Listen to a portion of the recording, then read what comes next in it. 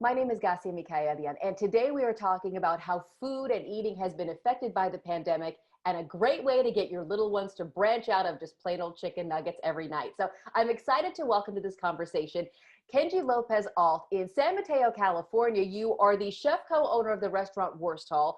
You are the author of Every Night is Pizza Night, a new book just out right now.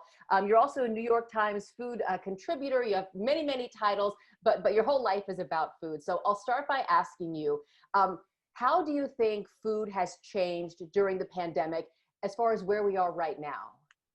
Well, I mean, the most obvious one is that we can't eat out as the way we used to be able to. And I think, I think a lot of us are feeling that the loss of those, those third places outside of work and home, and well, actually even our second places, because a lot of people aren't even going to work. But, I think people are cooking a lot more at home, of course. But I think, one of the really difficult parts is that, to me, eating out at restaurants was one of the ways in which I experienced my community, in which I experienced sort of the diversity of my community, and understand and help me understand other cultures and meet people from other parts of the world. And that's one of the things that I think I'm very worried that we're going to lose, because a lot of the small mom and pop restaurants that are being affected by the pandemic, and now in California by the fire, we got this double hit where it's like you can't eat indoors and now you can't eat outdoors because of the smoke. So a lot of the mom and pop shops that represent these various cultures, I think, are going to be lost, and the rest of the restaurants that are going to survive are the ones that are have the deeper pockets that are to weather the storm. So I think now more than ever, it's really important for us to embrace sort of the diversity of this country and look for ways that we can teach our children about it and the importance of it, and the importance of food and understanding other cultures. Let's talk about your new book. It's called Every Night is Pizza Night. It's about a Mhm. little girl who only eats pizza, thinks it's the best and only food. And through the story, her parents and really her community help open her eyes to what else is out there. Why did you write Every Night is Pizza Night? Well, I mean, I wrote it mainly for my daughter, who's now 3.5, so she's just about the right age for the book. But the themes in it were ones that were important to me. For me, food has always been my entry point into learning about another cultures, because it's something that everybody all around the world does, and it's something that is so diverse and frequently so representative of a culture. Because food is the way we share with each other. It's something that we do every day to come together and communicate. And so it plays a very important cultural role all over the world. And so I think teaching children about food from all over the world, and teaching people that there are different food experiences and different definitions of what good food is and what the best food is, depending on where you're from and what experience you've personally had, I think is a good way of teaching them empathy and understanding, and the importance of understanding other cultures. And of course, it's also good for for raising healthy eaters, eaters who are going to be adventurous and eat a lot of different and try a lot of different things. So the real message of the book is that she thinks pizza is the best food in the world, and why would you ever want anything other than the best? And so she only ever wants to eat pizza. And over the course of the book, she learns that there are different ways people define best, and there are different best things for different moments, and that you can still continue eating the best things in the world, but eat a whole variety of different things, and they're all best for different reasons. And in the book, we see the little girl Pipo go just through her own neighborhood, and she Mhm. discovers tagine, she discovers dumplings, other foods that may not be familiar to her. But really, you're talking about bringing the world into your little 4-block radius, and that's something Right. many of us here in the Bay Area have the ability to do just by poking our heads out of our own Mhm. apartment door or going down to the corner shop. Yes, absolutely. Yeah, the book originally, she was going to be traveling all around the world, and then the idea for the neighborhood, my illustrator Gianna Ruggiero, she is really great at drawing more urban scenes and cities and things like that, and sort of really bringing them to life. And so I saw that in her work, and then after looking at that, that was when we sort of decided, like, rather than her traveling around the world, why didn't she discover all of this in her own neighborhood? And then, of course, when we thought that, we were like, oh, that's actually a much better theme, given the current climate and the lessons we want to teach our kids, and and especially lessons about the importance of diversity and introducing yourself to and being open to new people in your community. So it all seemed to fit together well for the plot. And, I know that you've been very active in the Black Lives Matter movement. You've been very outspoken in your role, as a chef, as a parent, as a resident of the Bay Area. How do you think food fits into the message of diversity and inclusion and acceptance? Well, again, I think it's because food is such an easy entry point into experiencing another person's culture, because it's something that's so close to people. So, I think if you're open to going out and trying a new food experience, then just by osmosis, you're open to new cultural experiences and new ways of thinking about the world. And so, I think that it's a very good first step towards understanding and accepting other people and the differences between us. If you can go out and eat a meal with someone, or try someone else's food, then that's a very good first step towards accepting them as as an individual, but also as a culture.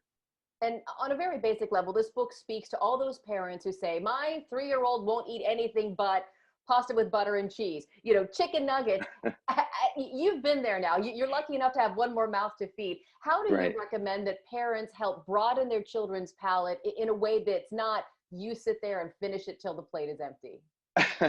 Well, for us, and I know everybody's experience is going to be different, but and I consider myself very lucky that we do have a very non-picky eater. She's very adventurous. She loves eating things. But I think for me, the key was really involving her with the cooking and preparation, and every sort of element of the food. So I have here like some of her favorite tools, like what she's used since she was, basically, I have here this little helper stool, that she can. So since she was under 2 years old, she would stand here and help in the kitchen, and so she has like her own little knife and her little whisk. She loves peeling vegetables, and then I also got her this, which is a little 1.5 cup mortar and pestle. So she loves like pounding garlic and ginger and stuff like that, which is like actually legitimately helpful when you're cooking. So getting them involved in the cooking is really important. And then the other strategy we have is that when we serve meals, first of all, we don't ever make her own special kids meal. She always eats what we're eating, whether we're out at a restaurant or we're cooking at home. She eats what we eat, which has also gotten us to eat a little bit healthier, which is good. But I think the real key is give her like give them a diverse set of things, and don't force them to eat anything. So if you give them like carrots and spinach and chicken or whatever it is, it's okay if today they decide, today I don't like carrots today, so I'm only going to eat my spinach and chicken, and we're okay with it. Like we let her have her opinion. She gets to tell, she gets to have input into what we're going to be eating for dinner. She'll tell us what she wants, and we'll discuss it as a family. So really, I think really treating them like a real person, and not the way a lot of kids get treated. Respecting their opinion and respecting that they have the ability to make their own choices, I think really helps. Some of the other things we like to do during dinner is we talk about different aspects of the food. So it could be sort of experiential aspects. So I'll ask her to describe the texture of something that she's eating. I'll say, all right, now try this. What texture is that? All right, now try this. Is that soft or is it crunchy? And then she'll go back and forth and try them both. And that's a really good way to get her to think about different parts of the food, or what she likes to do. And I started doing this with her when she was little, and now she does it back to me. Is I'll say like, all right, like eat this chicken, now eat this yogurt, now eat this chicken and yogurt together, and does it like, and see how it tastes. And so now during meals, she'll be like, Papa, dip this carrot into that sauce and then eat it together.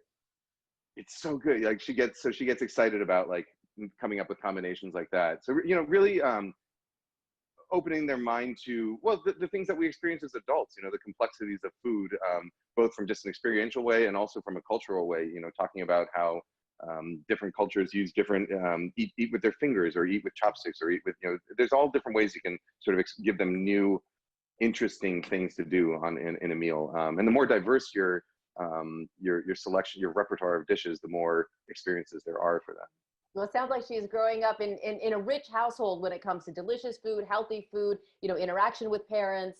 I grew up in Livermore, so here in the Bay Area, and my mom, of course, did all the cooking back then, as mothers did, and she made almost exclusively handmade, homemade Armenian food every night for dinner.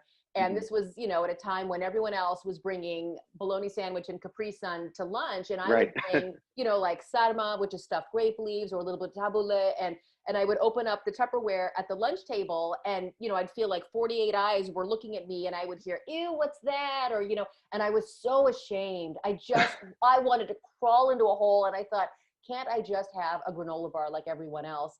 I think that's changed a little bit. My own little boys are Hmm. in elementary school now, and you see bento boxes, you see burritos. I mean, you see Subway sandwiches. So at least that's widening a little bit. So I Hmm. assume you'll probably see the same when your little one goes to what I call real school when she hits Right, right, right.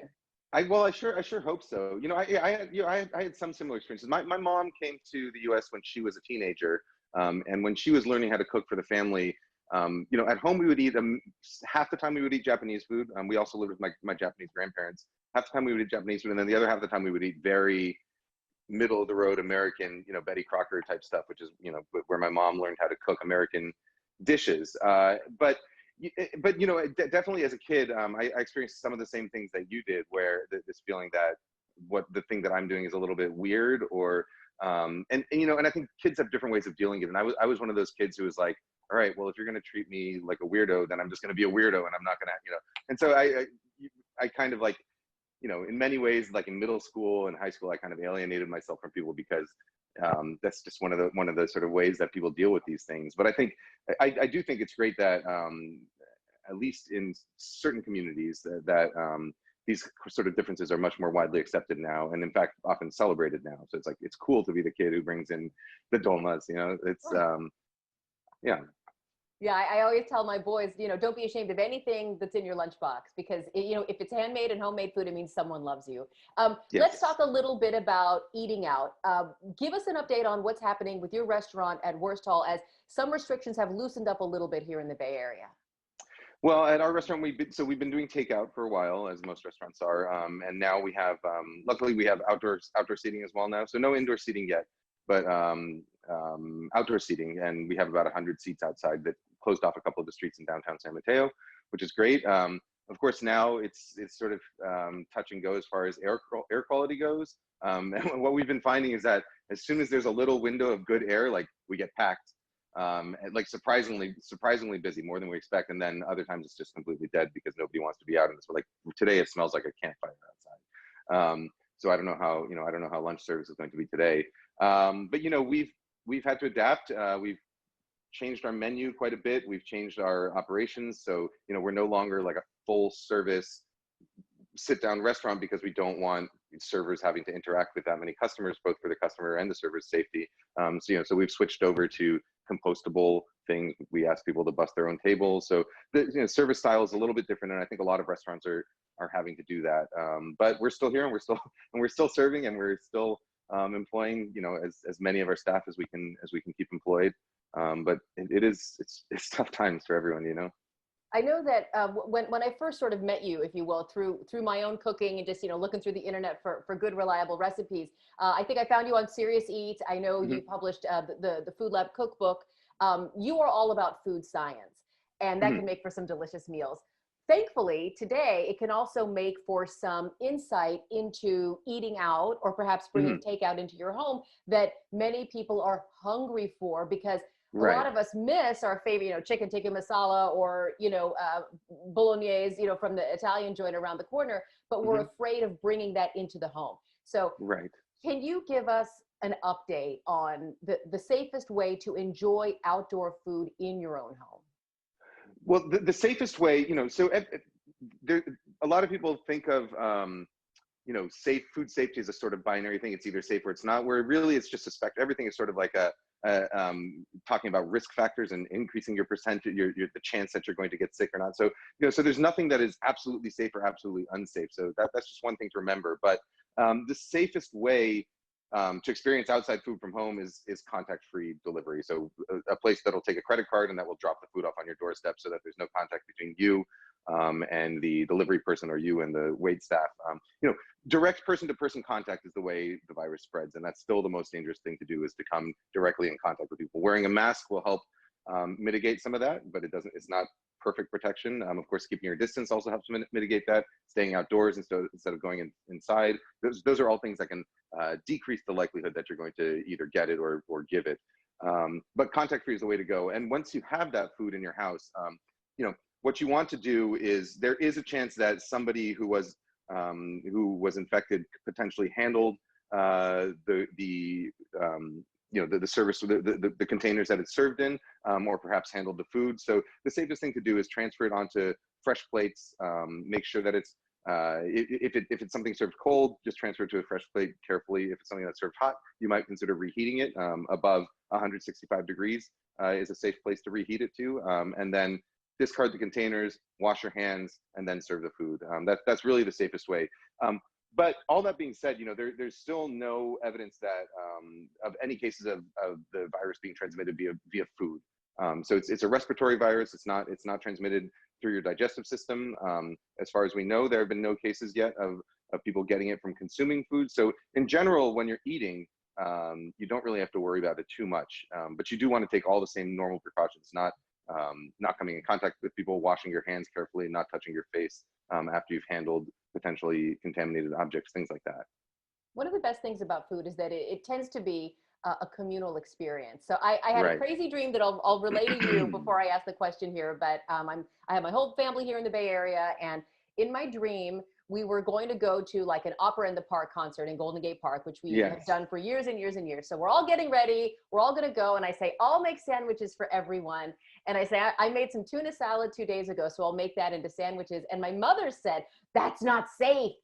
Tuna salad from 2 days ago, I don't think it's good anymore. And I thought to myself, well, maybe it's not the best, but certainly I would eat it. And so I woke up in this feeling of like, are we going to the park? Are we having a picnic? Am I seeing a concert? Am I trying to poison my family with old mayonnaise? And so it just it brought home like a dagger to me, all those things that we used to do that involve togetherness and food. So I won't ask you to analyze, but it does lead into my next question, which we are very close to the Labor Day weekend, which typically would be, bring your family over, I'll barbecue, we'll, get a bucket of beers going. How do you think we can have a safe communal Labor Day get together, if there is such a thing, as it relates to food? Well, I mean, anytime you're going to have a big gathering of people, you're increasing the risk of everybody, right? So it's not, so again, it's not a binary, it's not unsafe versus safe. It's just that definitely having more people over at your place or meeting with more people is less safe than not doing that. Given that some people probably are going to be doing that, there are steps you can take to make it safer. So the first one would be that if you're going to have a communal table of food, which I think is fine, people can potluck, put it all on a communal table, but you should still keep your family units separated distance-wise from other people. So you can take turns going up to the table, going up to the table, filling your plate, and then going back to your designated spot so that multiple people aren't crowding the table at the same time. That's definitely a much safer way to do it. Making sure things stay outdoors instead of indoors is a good way to do it. If you're going to have, if you need, obviously if you need access to a bathroom, leaving the screen door open so that people don't have to slide in and out and touch the same handle repeatedly, leaving hand sanitizer and sanitizing wipes by the bathroom so people can wipe the handles and the faucets and everything.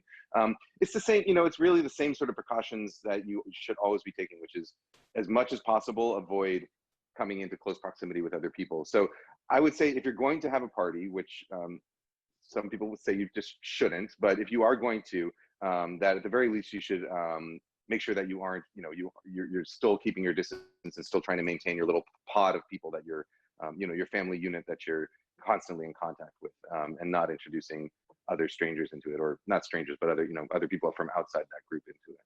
What about ideas as simple as, I made a big bowl of potato salad and there's one serving spoon stuck into it. If my little family serves themselves potato salad and then your little family comes up, do we switch serving utensils? How does that work? Well, again, if you want to be more safe, it's better to switch utensils than not. That said, the risk of it transmitting, via the food is very minimal. With the serving utensil, it's a little bit higher because someone could have, say, potentially sneezed or coughed or breathed heavily on their hand before touching that spoon, and now there might be some amount of viral load on there that you then get on your hand, and then you might touch your face with it. So, if you want to be very safe about it, switch utensils. Otherwise, what you can do is have some sanitizing wipes. Just wipe down the handle and wipe your hands after each person after they're done using it, so that it's clean for the next person. And then after you've handled stuff that other people have handled and you're eating, don't touch your face until after you're done eting, you've gotten rid of your plate and you've had a chance to wash your hands. Got it. One of the biggest changes that I've noticed in my family, we have, what feels like 1 million grandchildren, right? And so when birthdays come up, we all gather socially distanced at a park, and instead of having a big old cake, one of us will make cupcakes, and we sort of joke, but like if I Right. make the cupcakes, I would like hold my breath and turn my head and hand you the platter of cupcakes, and then you'd pick one, and then we both scurry off and then sit and eat and relax. So I mean, is that one small measure? Should we be thinking in those terms, sort of individual is That's better than? doing individual portions is definitely better than sharing communally. In as much as it allows better separation between people.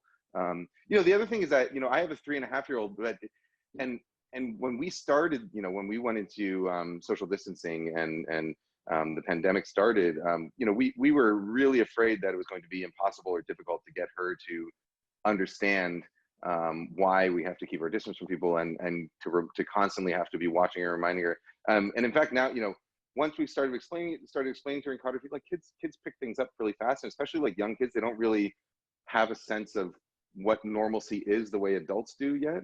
So to her, like, it's like putting on her mask is now second nature. She just does it, and sometimes like I forget, and she's like, "Papa, you're not wearing your mask," or like we'll be outside walking down the street, and like she'll see people coming towards us, and she'll just naturally walk around to the side to make enough space for them. So kids, as long as you teach them right and teach them why they have to do things, they pick things up pretty fast.